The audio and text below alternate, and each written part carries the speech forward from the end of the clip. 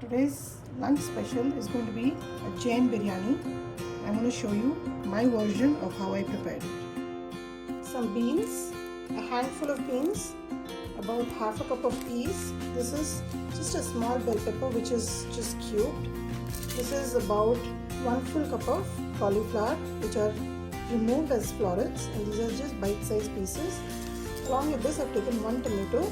I've removed the seeds and I'm only using the flesh part of it. This is just to control the amount of liquid in this biryani. I've taken a 4-inch piece of ginger and about 6 to 7 green chilies, and I want to make a fine paste of the vegetables. Take a few cubes of paneer. This should be about 50 to 70 grams of paneer, or as much as you desire. These are just frozen, but as I'm prepping, this will cook all these vegetables. I'm taking about 1 full cup of whole milk yogurt. This is just plain. Add about 1 teaspoon of garam masala. This is homemade, pure roasted. Cumin seed powder, about 1/4 teaspoon. Fennel powder, soft powder, which is 1/4 teaspoon. 1 full teaspoon of chili powder. 1 tablespoon of coriander seed powder. 1/4 teaspoon of haldi, and about a half a teaspoon of chaat masala. This is very important. I've added a 1 full teaspoon of ginger and green chili paste. Mix all this. Now you may wonder I've not added any salt here. That's because I've added some chaat masala, and chaat masala has salt, and this is the homemade chaat masala and the recipe of which I'll tag. Now add all the vegetables that we have cut into this marination, and we don't want to add too much salt right now, otherwise all the vegetables will start oozing out the water. So just mix it so, and in the time it marinates, I'm going to prep the rice. Now paneer you don't need to marinate, we'll just add it once the gravy is ready. So just mix it like this and let it sit for about 10-15 minutes. In the meanwhile, I've soaked 1 cup of rice, and I'm going to start cooking that rice to cook it to about 70%. It should be done. So just mix it.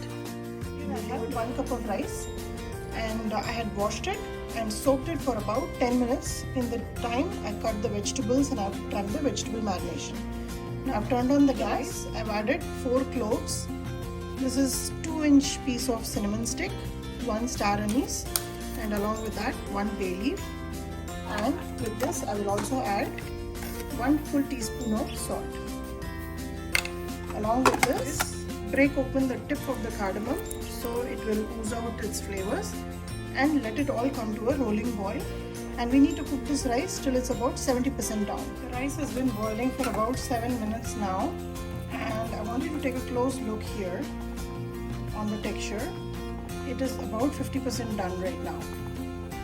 I'm able to feel the hard rice in the center, and now you need to keep a close eye.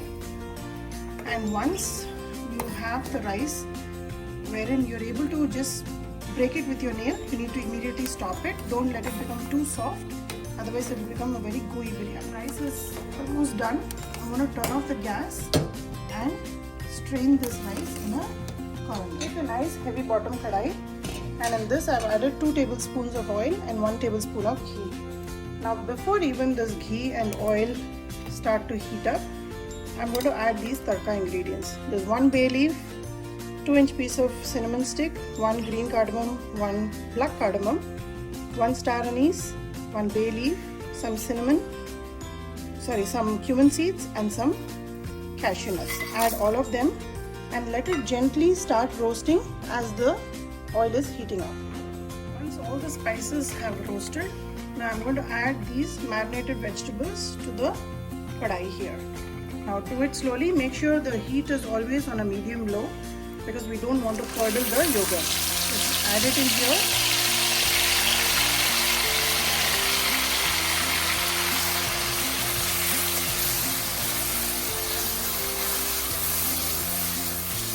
Quickly mix it and take out all the marination from the bowl and add it in the kadai.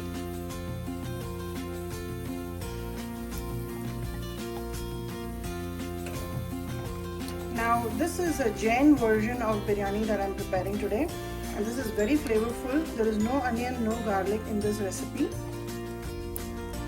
once you've added everything in here, I'm going to quickly cover it and let it steam for about 7 minutes, where the vegetables will be half cooked. Vegetables have been cooking for about 5 minutes now. Take off the lid, add the paneer on top and give it a gentle mix. So make sure to cook it only till the cauliflower is half done. If you overcook it, then all the vegetables will become very mushy and then it will be no fun having those fluffy biryani with the gravy. So here you go. Now you probably might be able to understand why the rice was cooked only for 70%, because the rest of the rice will cook in the steam from the gravy you can see in this kadai. Now here I'm going to add half of the pudina and coriander leaves that I've chopped. This is again to flavor the gravy. Mix it well and keep it on high for just 1 minute, and then we'll reduce the flame and add the rice on top. The vegetables have been boiling for about a minute now. Now taste this gravy and adjust the seasoning. Now since I have not added any salt yet, I'm adding some salt now. Add it to your taste and mix it. Now you can see that the tomatoes are still quite firm and they have not lost their shape, and all the vegetables are still nice and half cooked.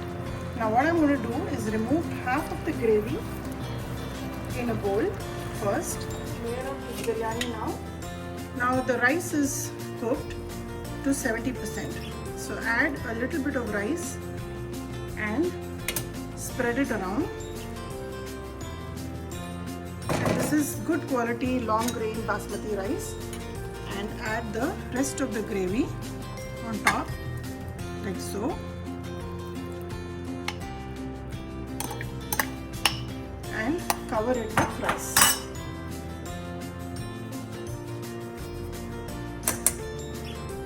Once you've covered with the rice, add the balance of the coriander and mint.